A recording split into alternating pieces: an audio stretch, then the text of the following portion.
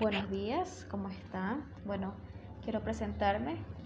Mi nombre es Lidia Joana Lo Rodríguez, soy estudiante del segundo nivel de la carrera de Educación Básica de la Facultad de Ciencias de la Educación de la Universidad Eloy Alfaro de Manabí, de la extensión El Carmen. Este es, un trabajo que nos ha pedido el licenciado Líder Lange de la materia de investigación educativa, historias de vida. El objetivo de este trabajo es hacer preguntas a mi entrevistada, en este caso aquí presente. Ella se llama Luisa López. El objetivo, como les dije, es hacer preguntas sobre su historia de vida y lo que ella ha vivido en todo el transcurso de su vida. Porque tengo que hacer este proyecto de vida. Esta es una primera parte. Esta entrevista es una primera parte del proyecto que realizaré a continuación.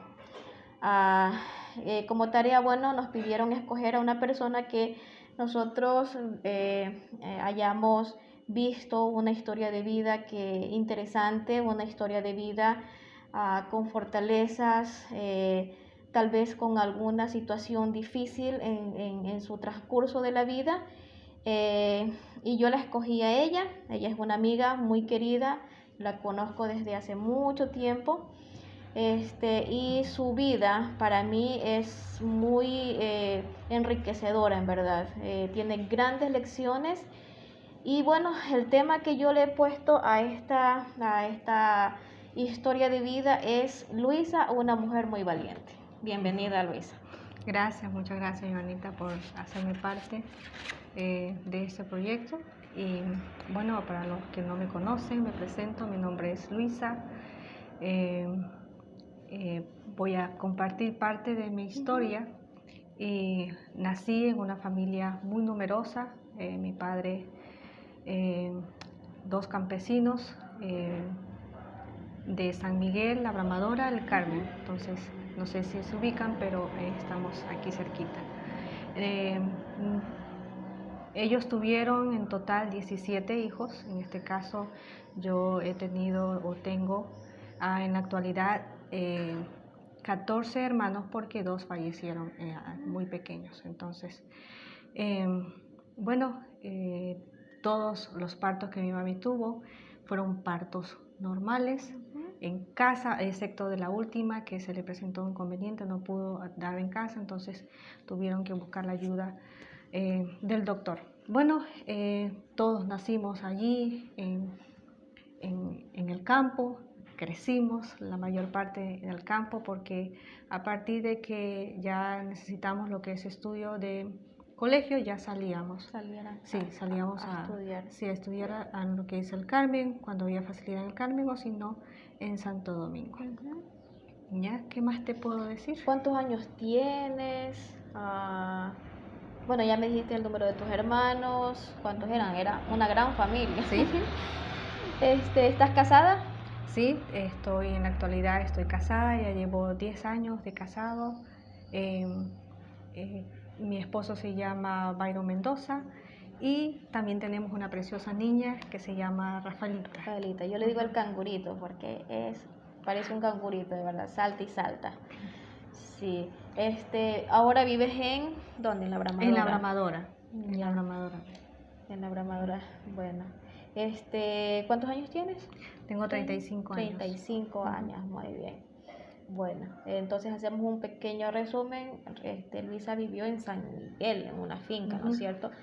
Por cierto, es una finca muy bonita. Por ahí pasa el río Popuzá y es un encanto ese lugar.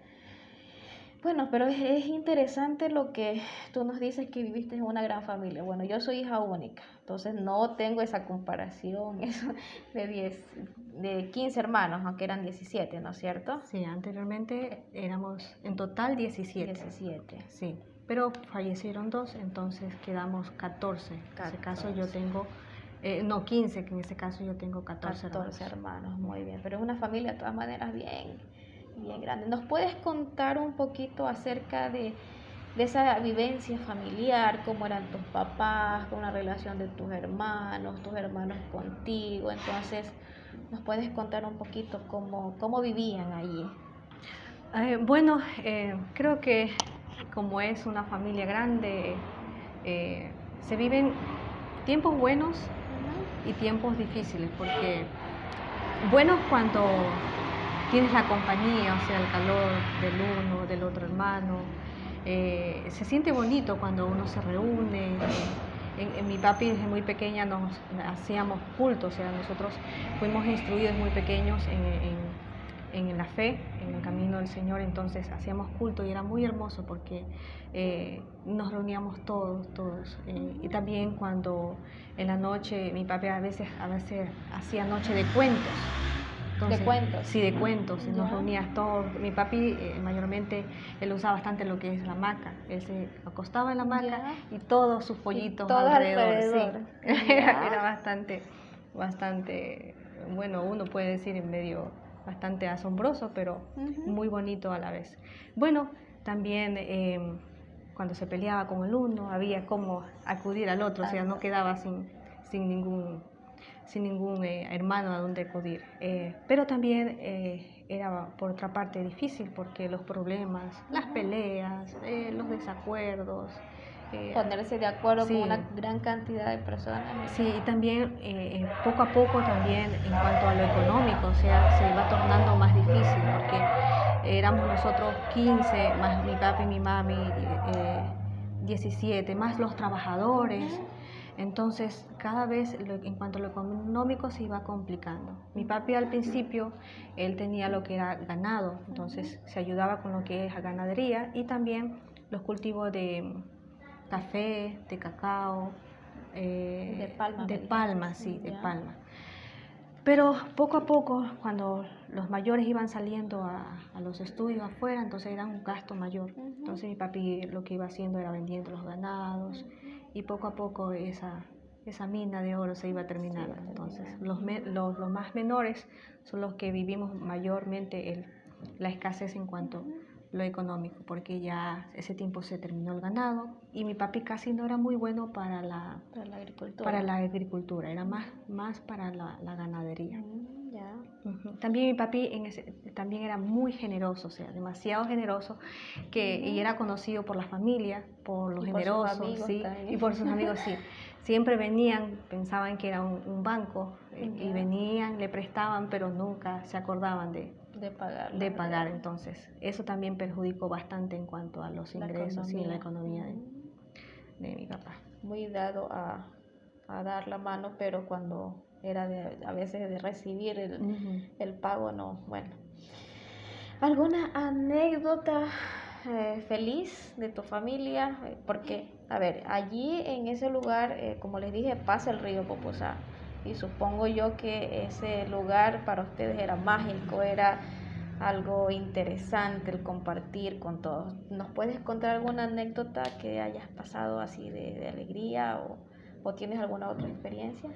O sea, nosotros nos criamos, para mí fue nuestra mejor infancia, más aparte de los problemas, porque no es que estábamos libres de problemas, sí había problemas, pero en cuanto a nuestra infancia, de vivir todo a lo orgánico, como se puede decir ahora, sin televisor, sin ninguna de esas tecnologías. No había luz, ¿verdad? No, nos alumbrábamos con lo que era antes esos... ¿El candil?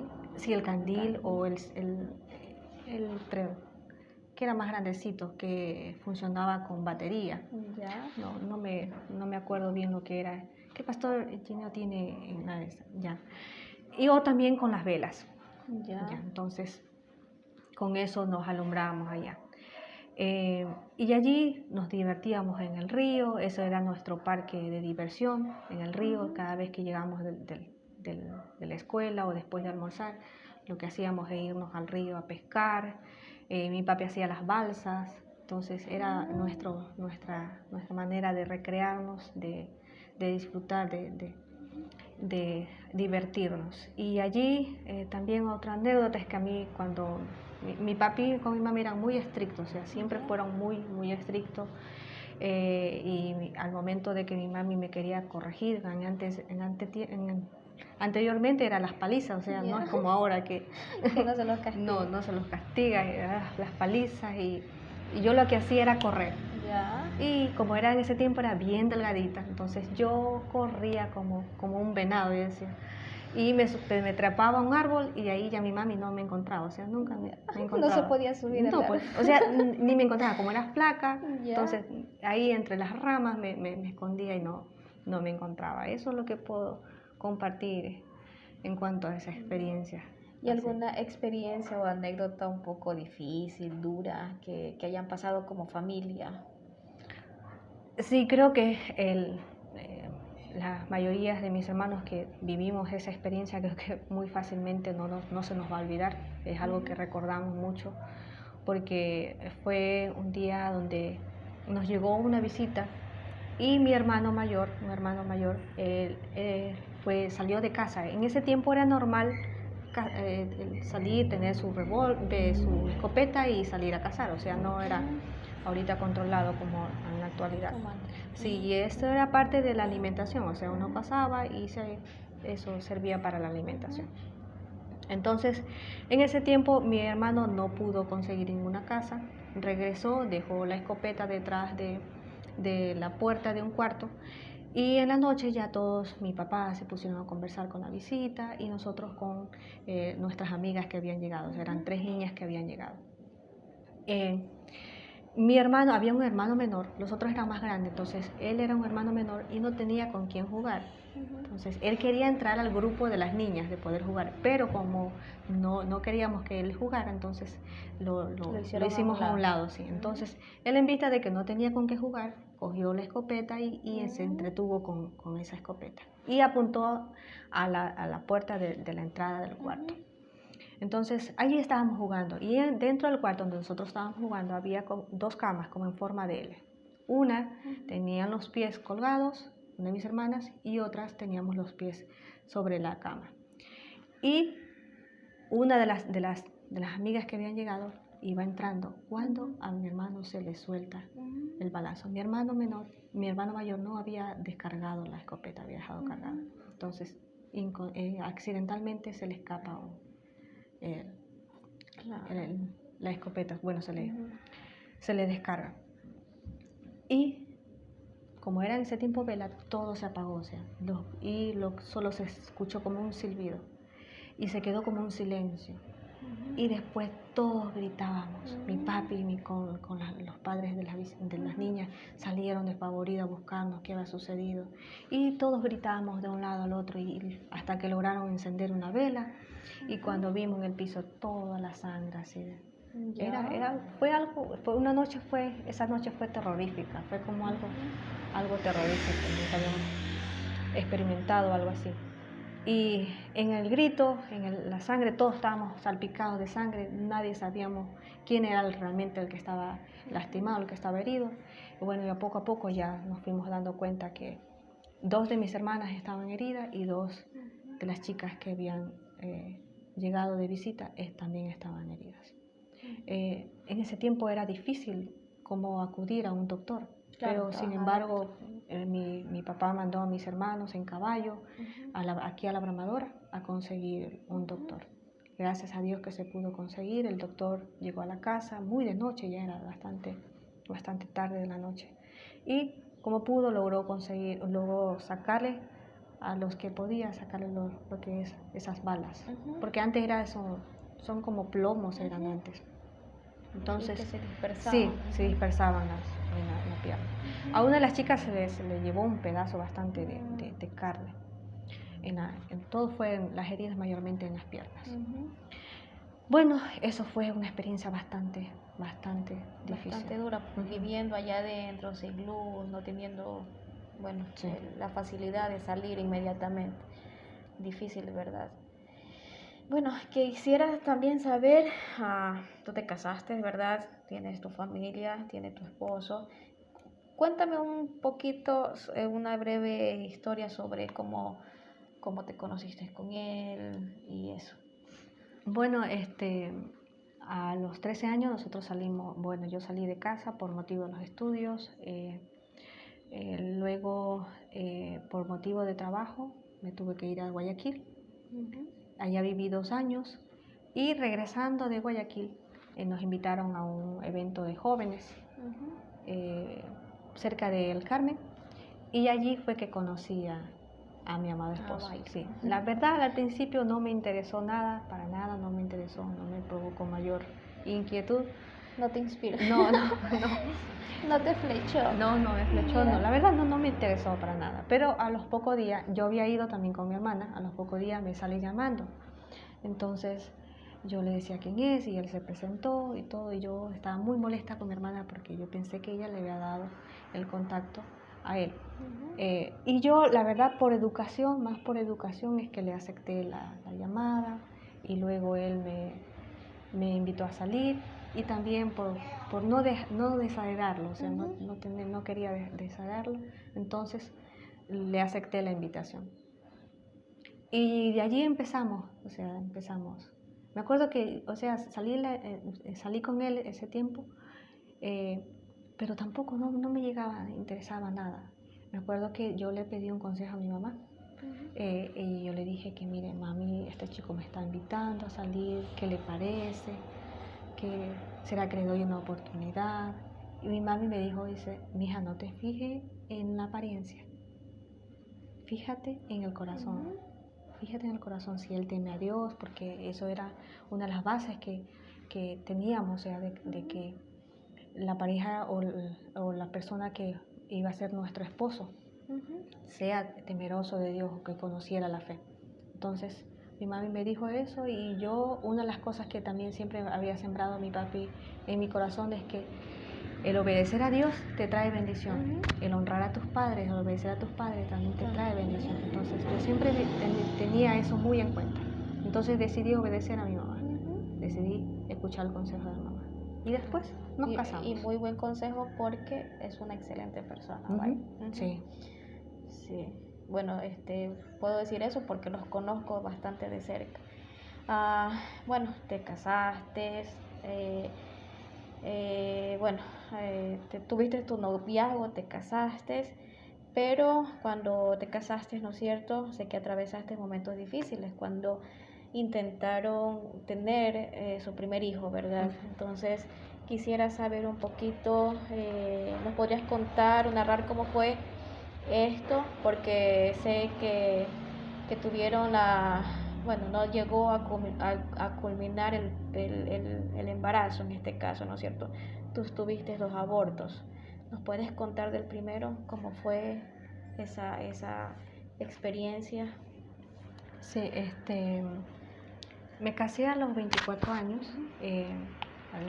Acordamos los 2 primeros años no cuidarnos, no tener hijos. Entonces ya llegó los 2 años, me dejé de cuidar y salí embarazada, no enseguida, sino que al año de dejarme cuidar. En ese caso, a los 3 años de casado salí embarazada.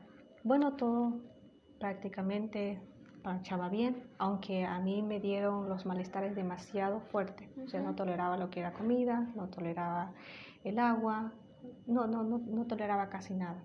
Entonces, cada día era más difícil, no me podía casi valer por mí misma. Quien me hacía las comidas, me atendiera mi esposo, y él, en base a esa experiencia, él aprendió a cocinar. No le gustaba cocinar, pero él, por amor a mí, tuvo que aprender a cocinar. Hacía unos inventos medio raros, sí, que más me provocaba las náuseas, los vómitos, pero allí él aprendió. Me acuerdo que él cuando me casé, estaba gordito, y en ese tiempo se bajó de peso. Se bajó, es como que si lo hubieran puesto a dieta. Se bajó bastante de peso. A partir de ya cerca de los 4 meses, cuarto mes, empecé cada vez a ponerme más peor. O sea, era una situación bastante difícil. Era como un mal embarazo extremo, Sí. o sea, Sí, terrible. demasiado terrible. Al principio no teníamos mayor conocimiento, no sabíamos. Y ahí empecé a sangrar. Entonces, la doctora me recomendó hacerme ecografía, y lamentablemente en las ecografías ya salieron que el bebé ya estaba, o sea, ya estaba muerto. O sea, no es que lo abortaba, sino que el bebé se moría dentro de mi útero. Antes de ese primer embarazo, durante el embarazo, mi papi me llegó de visita. Él me fue a visitar y él me dio un consejo. Me dijo, hija, dice, para saber lo que es padre y madre, con uno es suficiente. Él había vivido esa experiencia de tener muchos hijos y había experimentado que no fue nada fácil. Entonces, él me dio ese consejo. Él me dijo que cuando los hijos son pequeños, los problemas son pequeños, pero cuando los hijos son grandes, los problemas son grandes. Entonces, él ahora había comprendido, o sea, había entendido eso. Y por eso él me daba consejos.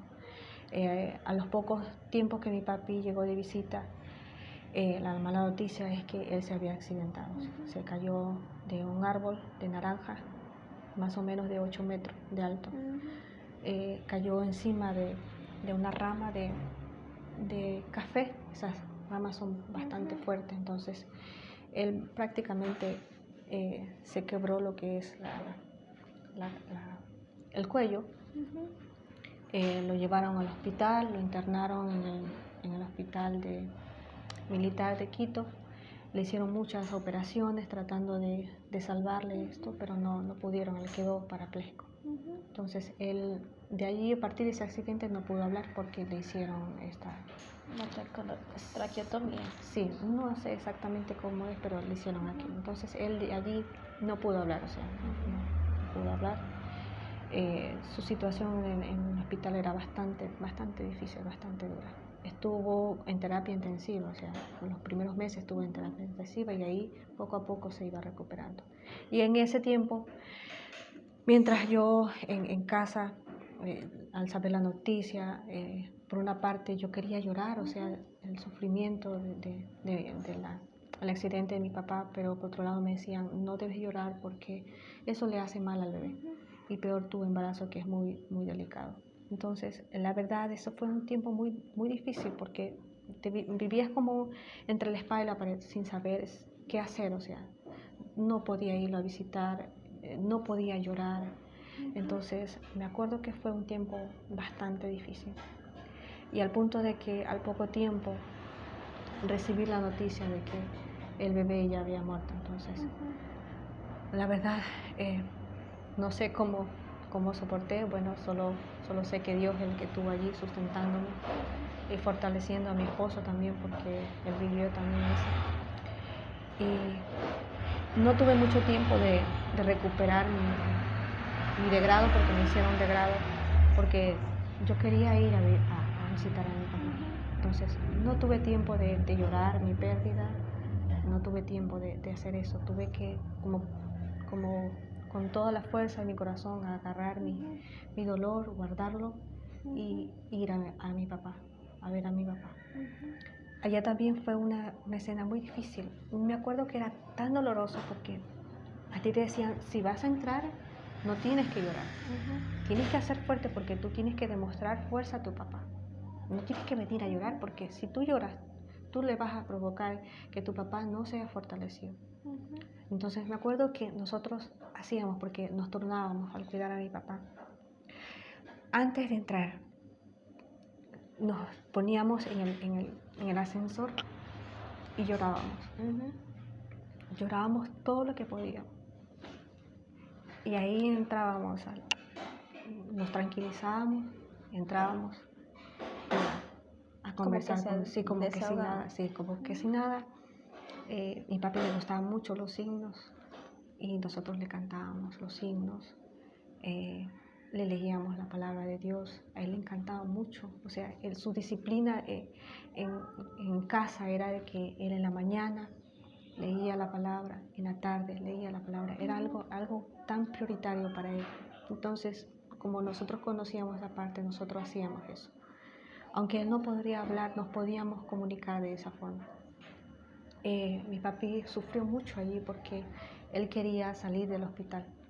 Él decía que lo llevara a la casa, que no quería estar allí porque era una tortura, era algo terrible, porque venían los doctores cuando mi papi ya no podía respirar por sí, porque él vivía con una maquinita. Si esa maquinita algo le pasaba, mi papi era como, sí, era desesperante, eso era feo, porque venían los doctores, el otro doctor, y nos sacaban de ahí. Y nosotros afuera llorando, desesperados. Y luego nuevamente lo estabilizaban, teníamos que nuevamente agarrarnos, fortalecernos y entrar con una sonrisa, tranquilas, todo eso. Vivimos ese tiempo 5 meses. 5 meses. Sí, 5 meses vivimos. A mi esposo también le tocó un día ir allá también, porque nos turnábamos. Me acuerdo que era bastante difícil porque nos tocaba pasar bastante tiempo con él. En la noche, prácticamente toda la noche, no podíamos dormir. En vela, sí, cuidándola a él, porque teníamos que cada vez revisarle todas esas conexiones que tenía. Entonces, luego la pérdida, mi papi ya falleció. Recuerdo que ya me había sugestionado tanto de que en el momento del sepelio, todo eso, yo no pude llorar. No pude llorar, no. Y me tocó cambiarle a mi papá, me tocó vestirle, prepararlo para ponerlo en su ataúd. Y no pude llorar. Ya como que mi cuerpo ya se había... Como que se había bloqueado. Sí, se había bloqueado en cuanto a eso.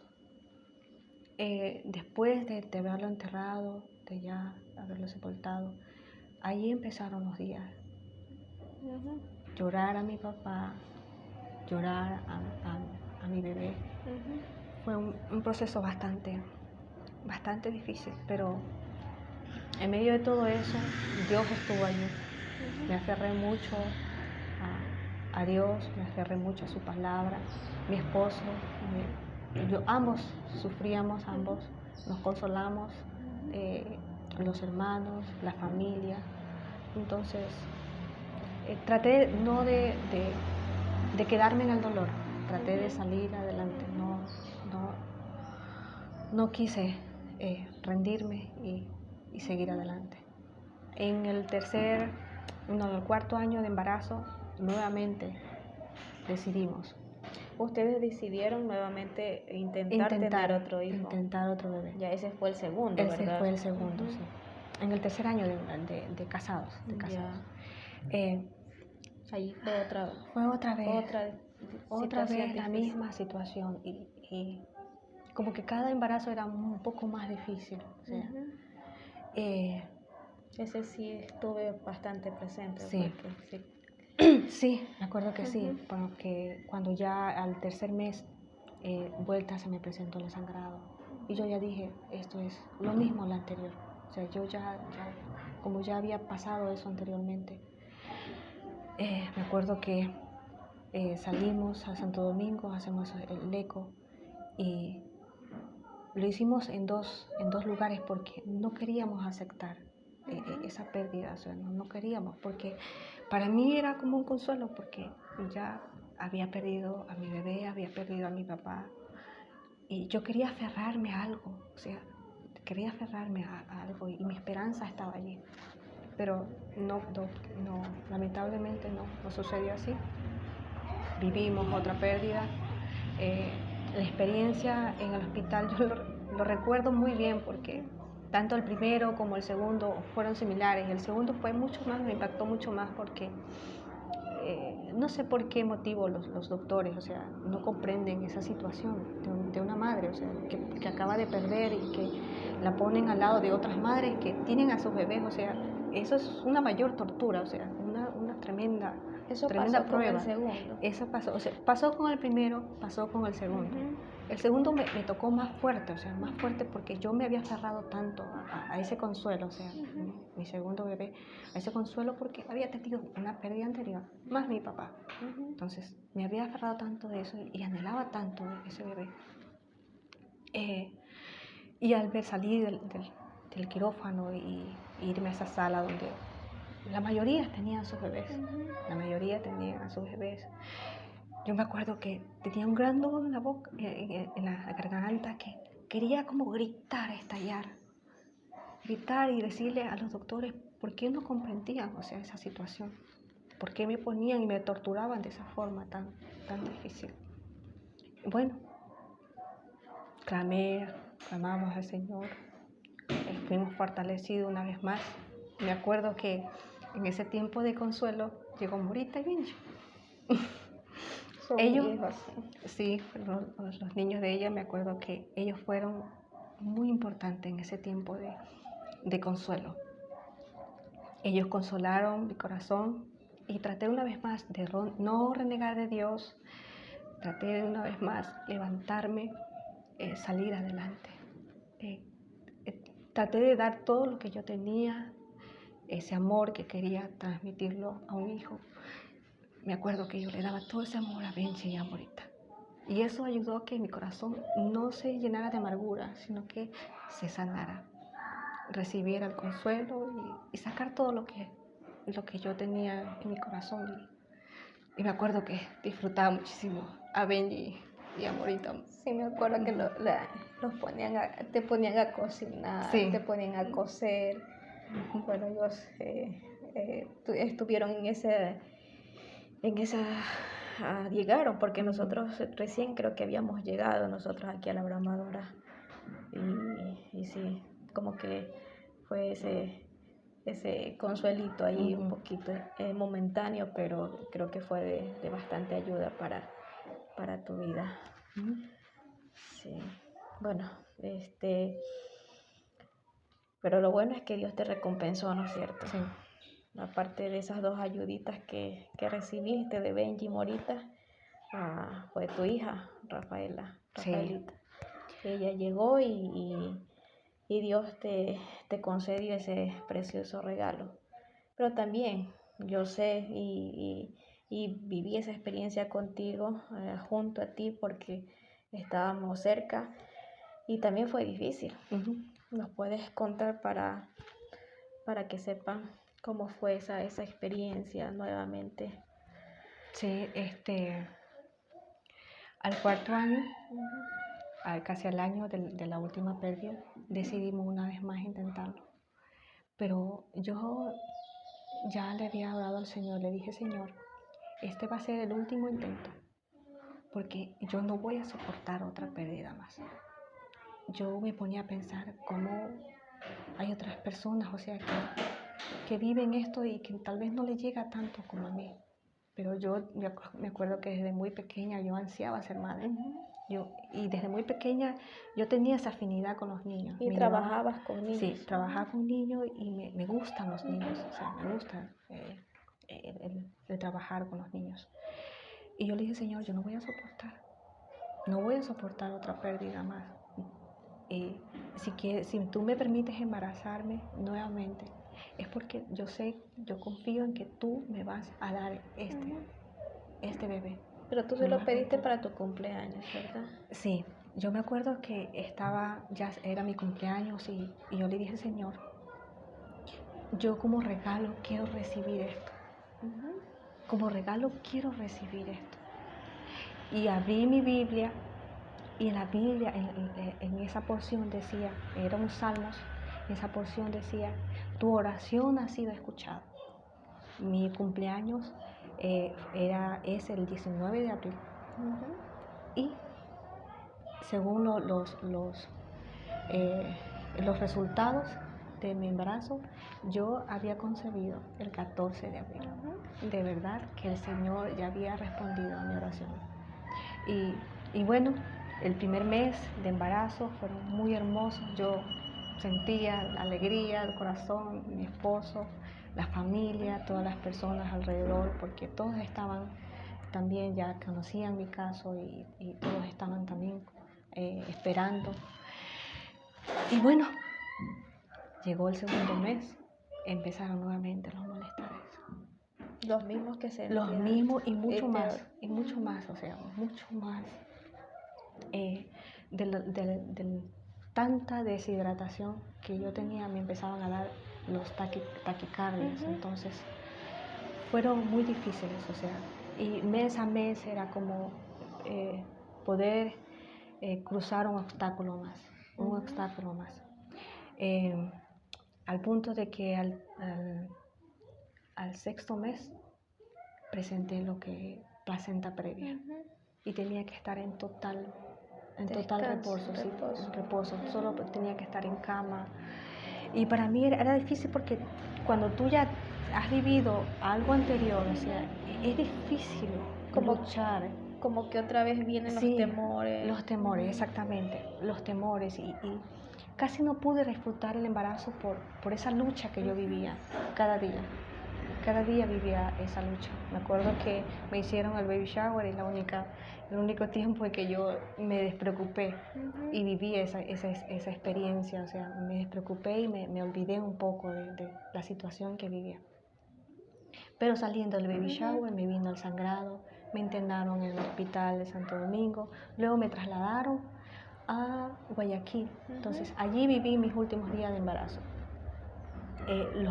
La doctora de cabecera que yo tenía en ese tiempo, ella se admiraba porque decía que nunca había tenido a un paciente que viviera un embarazo así, tan extremo. O sea, ella veía eso como algo único, o sea, que nunca había tenido esa experiencia. Y ella dice que ella tuvo que ir a investigar, por lo que no sabía cómo atenderme, qué darme, cómo direccionarme. Ella tuvo que ir a investigar. Y en ese tiempo no había mayor información de este tipo de embarazo. Porque a mí lo poco que me supieron decir era que a mí se me activaba una hormona que rechazaba el embarazo. Entonces, pero bueno, gracias a Dios, a pesar de tantas dificultades, nació Rafaelita un 25 de diciembre. El regalito de Navidad. Mi regalito precioso de Navidad. Sí, hermoso. Sí. Ahorita las que nos da fuerza, lo que nos da alegría, es una niña demasiado activa, a pesar de que durante el embarazo siempre venía presentando lo que era bajo peso, nació prematura porque nació a los 8 meses. Está súper activa, es muy inteligente. Es demasiado. Le ayuda a la mamá en la cocina. Sí, me ayuda en la cocina. ¿Tiene 4 años? Sí, tiene 4 años. Y ella, por ejemplo, miren, para que sepan un poquito de Rafaelita. Rafaelita come pimiento así de una, no es cocinadito ni picadito. Coge un pimiento y se lo come. La cebolla llora, pero ahí se la come. Es un encanto porque ella le ayuda a la mamá, es chiquita, pero ella la mamá la ponen en la cocina y le ayuda. Y parece un canguro donde se armó se armó la fiesta y es un encanto de verdad. Pero a veces me pasan situaciones con Rafaelita, ¿no es cierto? Porque a veces se enferma. Sí. ¿Cómo sientes, o sea, esa parte de que ella a veces se enferma por la misma defensa, por lo mismo que no fue un embarazo así con una buena alimentación, porque tú lo vomitabas? Entonces, ¿cómo te sientes tú cuando Rafaelita así La verdad, al principio, yo cuando Rafaelita se enfermaba, por ejemplo, ella tiene un problema del hígado, porque cuando ella nació no se le había desarrollado totalmente el hígado, le faltó desarrollar el hígado. Entonces la medicina, cuando se enferma, la medicina le afecta bastante. Al hígado, porque siempre se enferma de gripecitas. Sí, de las amígdalas. Sí, entonces el problema es que le damos la medicina, se le baja bastante lo que es la plaqueta. Entonces hay ese problema. Al principio me sofocaba mucho, me desesperaba, pero poco a poco he podido aprender de que Rafaelita Dios me la dio y por lo tanto, o sea, depende de Él. He podido descansar, estoy aprendiendo poco a poco a descansar en el Señor. Más le cuesta a mi esposo, pero yo le animo a él, trato de ser más fuerte porque toda esta experiencia me ha ayudado también a ser más fuerte, a depender más en Dios, a descansar más en Él. Y bueno, tratar de vivir un día a la vez. Eso sí, trato como madre de disfrutar todo el tiempo, darle un tiempo de calidad. Sí, de calidad a Rafaelita, porque, o sea, si nosotros decimos, yo decidí ser madre, entonces tengo como responsabilidad darle lo mejor de mí a Rafaelita. Y a mí me consta porque has sido una mujer, una madre dedicada al 100% con tu hija. Rafaelita sabe contar, sabe los colores, sabe inglés, sabe cocinar, es una experta, no tiene, bueno, no ha tenido mucho de profesores así en escuela, pero la mamá le ha enseñado muchísimo y eso es muy valioso. Bueno, Luisa, bueno, tú has pasado por situaciones difíciles, de verdad. ¿Tú cuántos? 5 años. 35 años.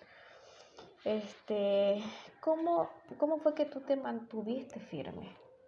Porque en otra situación o tal vez en otra persona se hubieran desboronado fácil. ¿Y cómo tú tuviste esa firmeza y cómo te mantuviste en pie en todo este tiempo? Creo que tú has dicho en ciertas ocasiones, nos decías algo, pero quiero que lo enfatices ahorita en esta pregunta. Sí, definitivamente. Estoy más que completamente segura de que en mis propias fuerzas no hubiera podido, porque fueron días muy oscuros, muy difíciles, muy tristes. Esto lo hizo Dios y reconozco con todo mi corazón que solo Él fue el que me dio la fuerza para poder, que nos dio la fuerza, porque mi esposo tal vez no vivió de una manera, qué sé yo, física, lo que yo viví, pero Él estuvo todo el tiempo allí pasando las malas noches. Me acuerdo que a mí me daba hambre cada 2 horas, no importara si era de noche o era de día. Y Él se levantaba antes de las 2 horas a tenerme algo que comer. Entonces, Él vivió también esa. Entonces, el Señor nos fortaleció. Su palabra, en ese tiempo dependíamos totalmente de la palabra de Dios.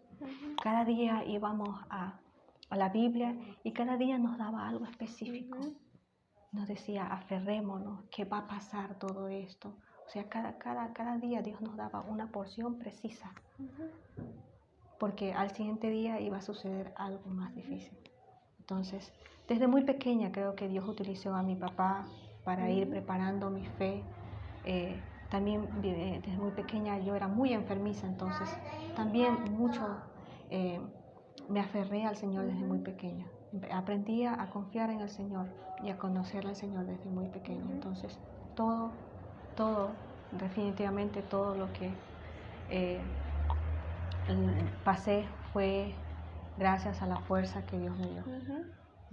Pero en este caso tú hiciste tuyas, te apropiaste de la palabra que dice en Salmos 23, aunque ande valle de sombra de muerte, aunque había temor, pero Dios te iba a fortalecer, ¿no es cierto? Dios estaba ahí siempre contigo, aunque ande valle de sombra de muerte, no temeré mal alguno.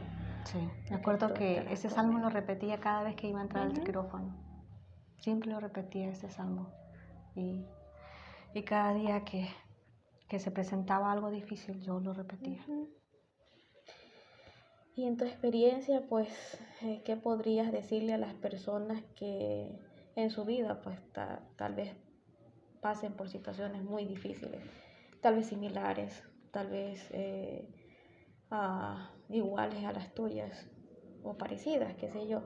¿Qué les podrías tú decir a esas personas? ¿Qué puedo decirle?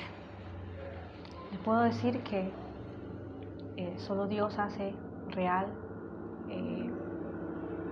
el anhelo, el deseo del corazón, que solo Dios puede hacer las cosas imposibles, porque los doctores nos decían que era imposible que Rafaelita naciera. Para ellos decían, no, es que este embarazo va a ser lo mismo que el anterior. O sea, fue entonces, contra todo pronóstico. Y Dios lo hizo. O sea, yo confié mucho en el Señor y yo creo que Dios hace las obras maravillosas. Y también que perseveren, que no se llenen de corazón de amargura cuando vivan experiencias dolorosas. Cada experiencia tal vez no la comprendamos en ese tiempo, pero cada experiencia te ayuda a crecer, a mejorar, a disfrutar más la vida, a no llenarte el corazón, porque muchas veces decimos tenga una vida llena de dolor, de sufrimiento, y te quedas allí rendida en el dolor, o sea, Y te ahogas. y sí, y buscas, te refugias que en el alcohol, que en la droga, o qué sé yo, una vida así, pero no es excusa, o sea, no es excusa lo duro que te haya pasado. Siempre hay que avanzar, no hay que quedarse en eso, ni llenarse el corazón de amargura, porque hay muchas personas de verdad en este mundo que se llena el corazón de amargura, se resiente, vive con resentimiento, diciendo, culpando a todos los demás, o sea, y no es así, o sea, uno tiene que disponerse de voluntad y decir, no, mañana será mejor, y levantarse y seguir adelante. Es un excelente consejo que nos ha dado Luisa, y muchas gracias, amiga querida. Gracias por haber colaborado con este proyecto. De verdad que la historia de Luisa es extraordinaria. Y como dije al principio, y le puse como tema o título a esta historia, Luisa, una mujer muy valiente. Y no sé si Rafaelita quiera salir en el video. No sé. Bueno, muchísimas gracias por la atención, querido profesor también. Gracias también por hacer que nosotros hagamos este trabajo, porque no es un trabajo más, no es un trabajo universitario en el cual es por notas, es un trabajo que salió de verdad del corazón y que va a ayudar a muchas vidas en la historia que voy a escribir, la historia de vida de mi amiga aquí, Luisa. Bueno, Luisa. Gracias, Joanita, muchas gracias por la oportunidad. Es primera vez que comparto esta experiencia y gracias a Dios que me da la fuerza para poderlo hacer. Al principio me acuerdo que medio quería compartir algo y me iba en llanto si no podía mayormente eso, pero gracias a Dios que me ha fortalecido y poder animar con este testimonio a muchas mujeres a fortalecerse en el Señor y a no rendirse. Y sin duda, esta experiencia que va a ser escrita va a ayudar a muchas personas que han pasado por situaciones similares, parecidas o iguales a la de Luisa. Bueno, con todo, me despido.